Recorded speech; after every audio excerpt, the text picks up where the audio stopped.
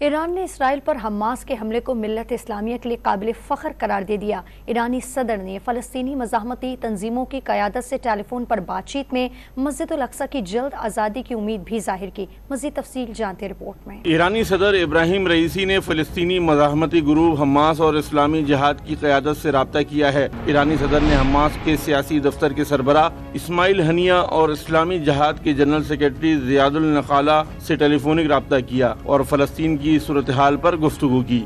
ایرانی خبر رساں ایجنسی ارنا کے مطابق ابراہیم رئیسی نے اسماعیل ہنیہ سے ٹیلی فون پر گفتگو میں آپریشن طوفان الاقصی کی تعریف کرتے ہوئے کہا کہ مجاہدین نے آپریشن طوفان الاقصی کے ذریعے مقبوضہ فلسطین کے اندر اپنی کارروائیوں سے امت مسلمہ کا سر اونچا کر دیا ہے۔ ہم بہت جلد ایک ساتھ مسجد الاقصی میں نماز پڑھیں گے۔